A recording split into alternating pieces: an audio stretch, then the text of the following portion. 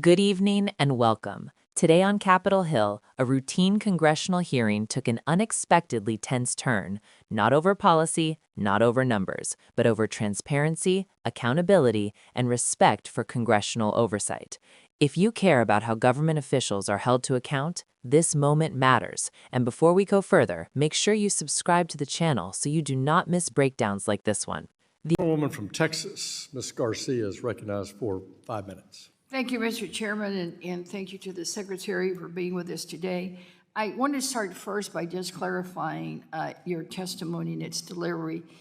Why did you ask for your witness statement to be embargoed until this morning? Sorry, pardon me? Your testimony reads right at the very top, embargoed until delivery, which means that we didn't follow the usual practice of this committee of getting the testimony 24 hours in advance so that committee members can review it and prepare for questions. Yours was posted at 10:01. The committee was at 10. Well, it looks like you need... My staff is just telling me that it's standard practice. It's your standard practice? It's not our standard practice as a committee. I'm told that it was standard practice. Okay, you were told by whom, sir? So my comms team and legislative affairs team working with the committee. Well, Mr. Chairman, I think for the record, I think you should clarify to the gentleman that that is not our standard. And I know that at least I didn't know anything about this until I got it here. And I don't think our committee staff on the Democratic side was notified that we would be getting all your testimony late. I just wondered, why you had made that request, and clearly at the top, embargoed until delivery. Well, embargo to delivery, I think that was mostly meant for the press. We're not press, sir. We're the members of Congress that have oversight. So, Mr. Chairman, I would hope that you not condone this kind of late submission. It just doesn't help, frankly, for some of the atmosphere that's created when we all just sit down and we still don't have your testimony. Well, then, we just sort of don't feel really good about that. It's not our custom. Congresswoman, I appreciate the importance that you put on my statement. Well, thank you. Notice it's important, sir. Do you know what the poverty rate is in our country?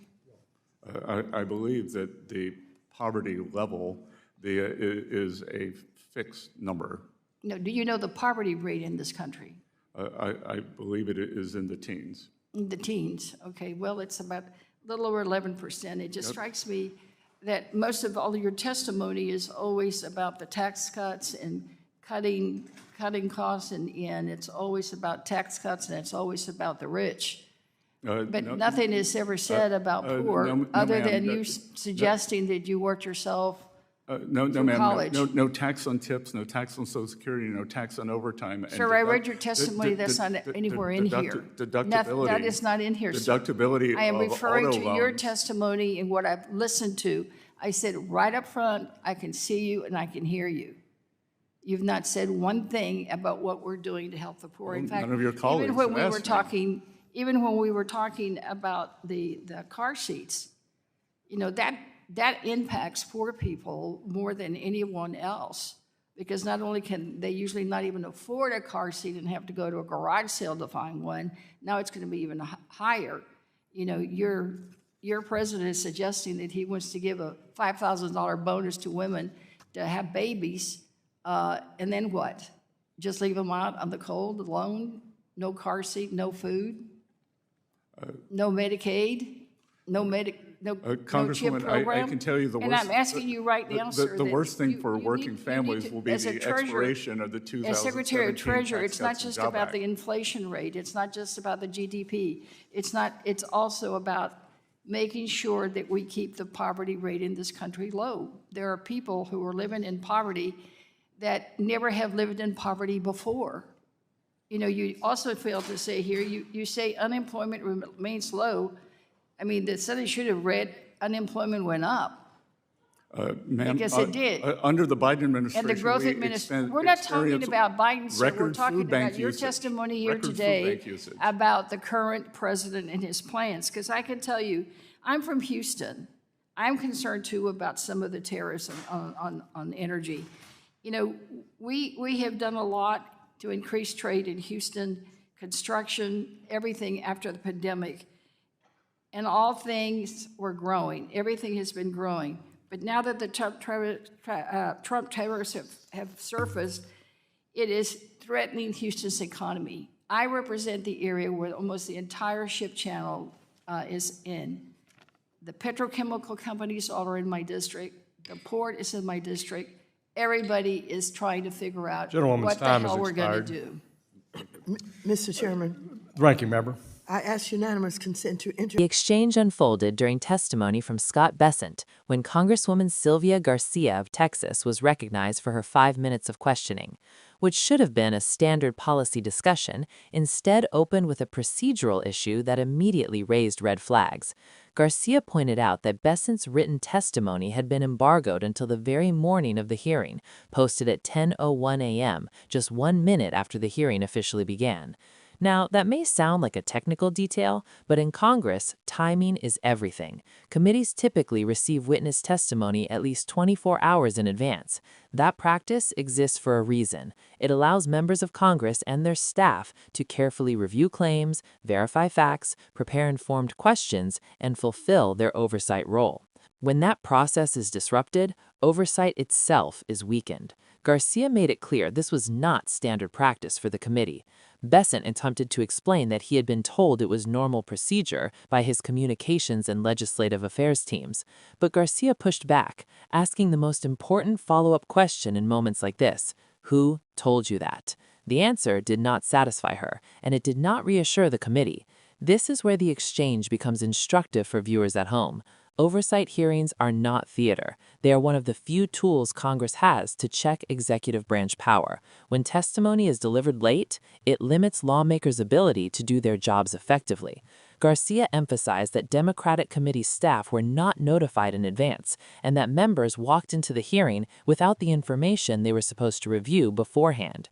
As this moment unfolded, it exposed something larger than a scheduling dispute. It highlighted a growing tension between executive officials and congressional oversight, particularly when transparency feels optional rather than mandatory. And if you want more clear explanations of moments like this that often get glossed over in headlines, go ahead and subscribe now. Garcia also made a critical point that resonated beyond procedure. She noted that an embargo might make sense for the press, but Congress is not the press. Members of Congress are constitutionally tasked with oversight. Bessent attempted to smooth the exchange by acknowledging that Garcia clearly placed importance on his statement, but that response missed the heart of the concern. The issue was not whether the statement mattered. The issue was whether Congress was being respected as a co-equal branch of government. Then, the conversation pivoted sharply from process to substance. Garcia asked a deceptively simple question: do you know what the poverty rate is in our country? Bessent hesitated. He first referenced the poverty level as a fixed number, then corrected himself and said he believed the poverty rate was in the teens.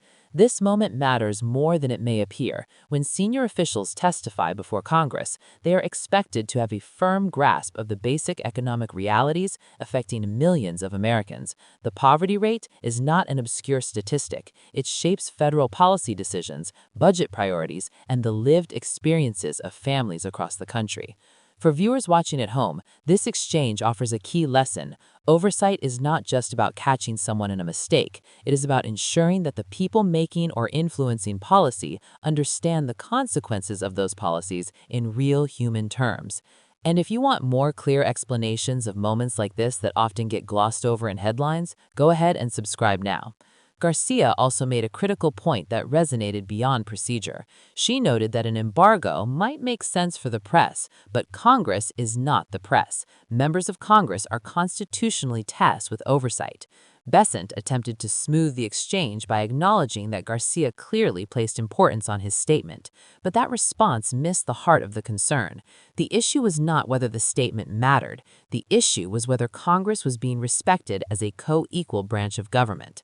Then, the conversation pivoted sharply from process to substance. Garcia asked a deceptively simple question: do you know what the poverty rate is in our country?